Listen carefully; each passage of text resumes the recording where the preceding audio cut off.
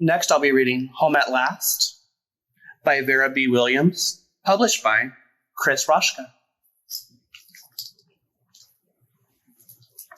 With permission from Green Willow Books, an imprint of Harper Collins Publishers.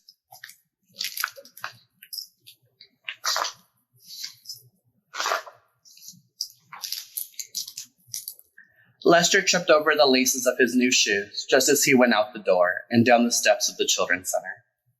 He was rushing because he wanted to be outside when his new parents arrived in their car with their dog, Winka. Daddy Albert and Daddy Rich had finally at last, and really and truly, adopted Lester.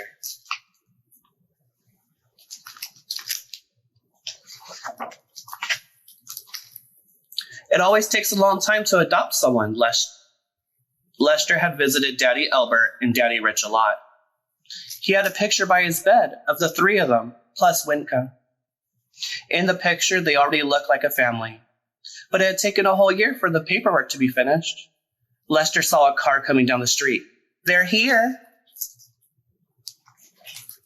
Lester stood in front of the center while Daddy Albert tied his shoelaces into firm double knots. "All set now," said Daddy Rich, reaching for Lester's hand. Daddy Albert carried Lester's big suitcase, and Lester held tightly to his little blue suitcase and his favorite yo-yo.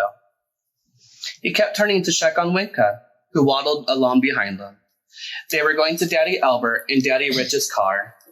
Lester loved that car. He intended to drive it himself as soon as he could.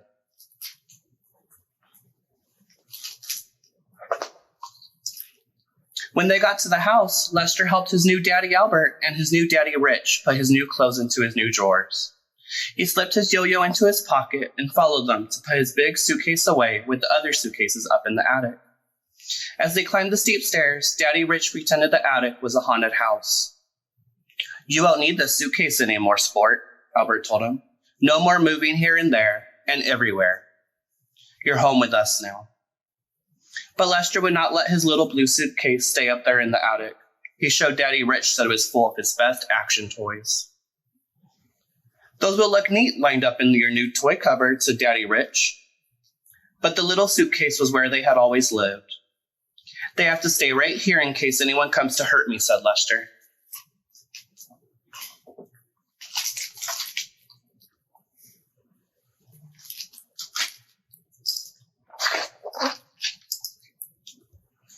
Lester kept the blue suitcase right beside his bed. Often he set up the action figures all around the floor with his yo-yo and its string tangled amongst them. Sometimes he forgot and stumbled over them, and Winka clicked on her toenails around them. But it was Albert, his new dad, with the great big feet, who tripped the most. When Albert complained, Lester insisted that he needed his action toys in his suitcase right there when he could reach them easily. "But I'll keep all the guys packed," he promised. So every evening, after Rich or Albert read him a story and tucked him in, and Winka eased off the foot of the bed to follow them out of the room, Lester talked to his action figures. Afterward, he carefully arranged them in the suitcase and zippered them in. Then he tried a few tricky maneuvers on his yo-yo before putting it under his pillow and shutting his eyes.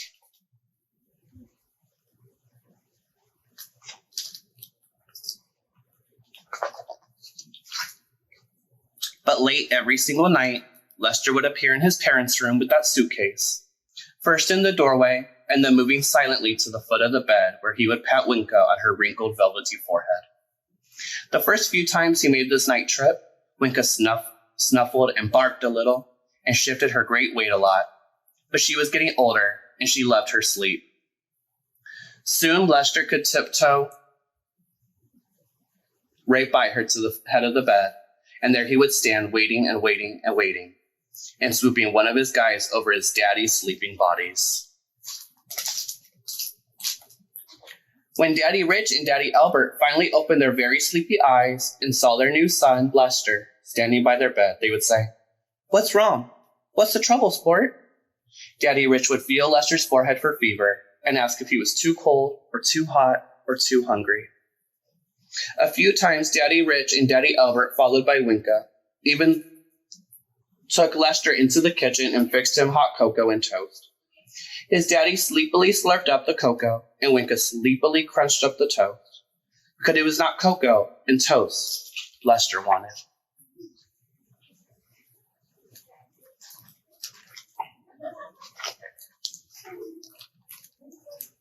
What Lester wanted was to climb into his parents' bed too. More than anything, he longed to wriggle right into the middle of that bed, with Daddy Rich on one side and Daddy Albert on the other side and fat old Winka at his feet. And to have his action figures in their blue suitcase right on the floor beside them. That way he knew he would be safe from everything bad in the whole world. Lester never told Daddy Rich and Daddy Albert about this, but every night,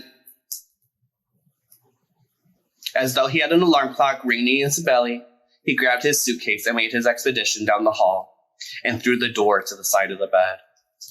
To Lester, the middle of the night quiet was the quiet of a strange house. It had a persistent whisper in it, and he was sure that whisper would eventually get Daddy Rich to mutter, "What's up, little guy?" or get Albert to swing his long legs and big feet off of the bed, and into the great big slippers, and to stand up and put his arms around Lester and never let him go.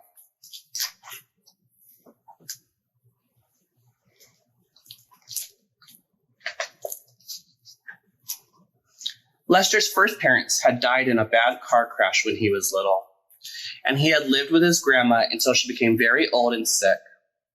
Then he lived in the children's center with many other children for a long time before he came to live with just Albert and Rich and Winka. "He must think it's really odd to end up with two fathers," said Daddy Albert. "Well, we are very good fathers," said Daddy Rich. "But I expect he never imagined us and Winka when he dreamed of being adopted," Daddy Albert said. "No, but maybe he imagined elephants," said Daddy Rich, smiling. Daddy Rich and Daddy Albert had decided long before they finished adopting Lester that it was important for their new little boy to have his own room and his own bed. They had spent many weekends painting the room and finding the right bed for the boy who was coming to live with them. And they surely knew from living with Winka how impossible it was to get a creature out of your bed once you have let that creature in. If only in an emergency. If only for a few nights.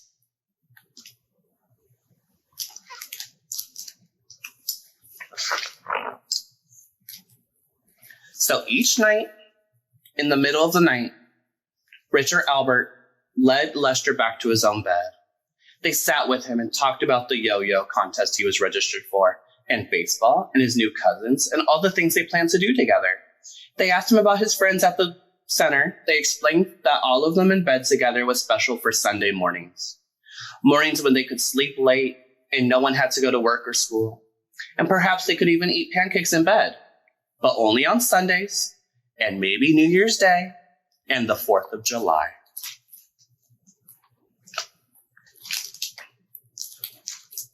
They explained and explained more times than they had ever expected to explain anything to anyone. Daddy Rich sang Lester every song he knew. Daddy Albert told him every story he could remember. In the mornings, they were always sleepy. Daddy Rich burned their breakfast. Daddy Albert lost the car keys and couldn't find his glasses and was late for work. But none of these things kept Lester from his nightly expedition down the hall and to the side of the big bed.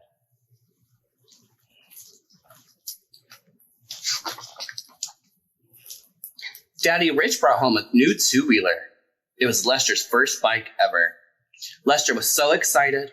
He learned how to ride it in no time. He loved riding around his new neighborhood with Daddy Rich.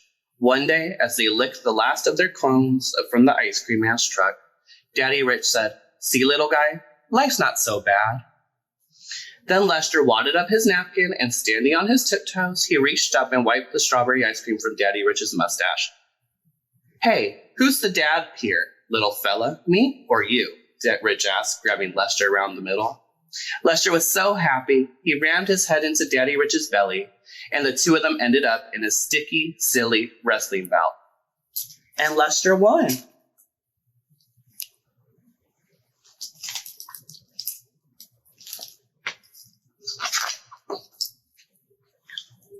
Daddy Rich was an easy kind of father, but Daddy Albert had a big temper. After many nights of Lester's expeditions into his parents' bedroom, Daddy Albert lost that temper. He knocked the action figure out of Lester's hand. He pulled Lester down the hall and back to his own room. "This bed is your bed, and this is where you must sleep," he boomed at Lester. Lester started to cry. He was very suddenly very frightened by the angry, screaming face of his new Daddy Albert. But just as quickly as Daddy Albert had turned into the maddest face of Lester's imagination, he turned back into a good Daddy Albert. His boom voice softened. He hugged Lester close. "What? What is it? Try to tell me."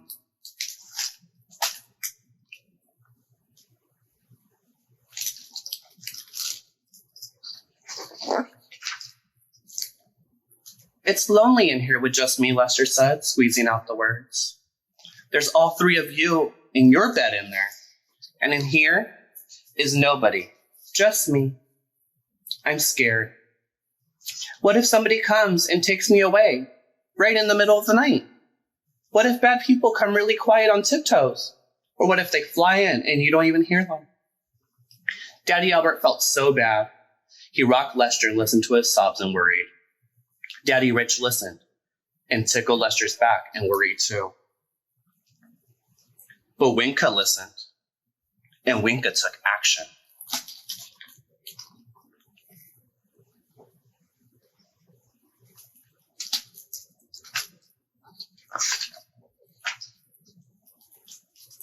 Winka rose majestically from the foot of the big bed and padded into Lester's room. She jumped up on Lester's bed and arranged herself at the foot of it. She closed her eyes and huffed a sigh and went right back to sleep as if to say, all settled. She didn't even snuffle when Lester switched around the covers and himself so that Winka at the foot of the bed could become his pillow. She didn't even stir when Lester fell fast asleep with his head on her warm back. Daddy Albert wiped Lester's nose with a tissue. He carefully lifted a tear from Lester's eyelash. "Now I bet you'll sleep," he whispered. He showed the tear to Daddy Rich, and that made Daddy Rich cry a few tears of his own. Then both Daddy Albert and Daddy Rich kissed Lester goodnight, and they kissed Winka too. "Lester is a great kid, a brave kid," said Daddy Rich. "Once he makes some new friends, he'll be out on a skateboard and playing ball and sleeping through the night. You'll see."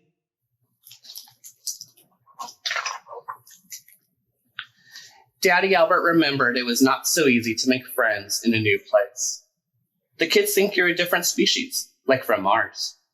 Both daddies took one long, fond look at their son. "Lester will make it just fine, and he's still got his defender guys," said Albert.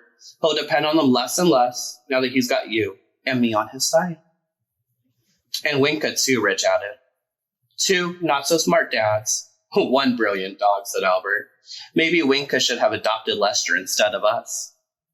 And that's exactly what Winka did. She had decided that Lester and Lester's bed belonged to her too. And though Daddy Rich sometimes woke up missing the weight of Winka on his feet, because they have been sleeping that way for such a long time, that was okay with him.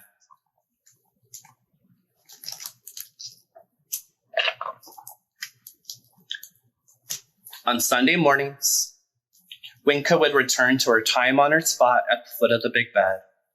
Room was made for Lester in the middle of the big bed, and soon Silver, a big old cat who used to belong to Rich's mother, now Lester's new grandma, came to live with them too. She liked to curl up right by Daddy Rich. That bed was crowded. Pancakes and toast crumbs and Sunday papers and slanty shadows and sunlit stripes from the windows were all in and on the bed. That was what Lester loved best about his new life, those Sunday mornings.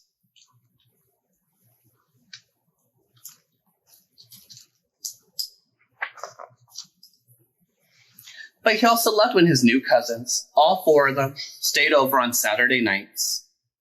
They laughed and jumped around and played so much that they hardly slept a wink. And at first light, they piled right on top of Daddy Rich and Daddy Albert. "Help! We're being attacked!" the daddy shouted, dashing through the house, chased by cousins, and Lester, and Winka, and even Silver.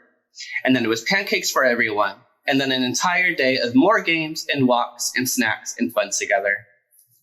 Lester was truly home at last.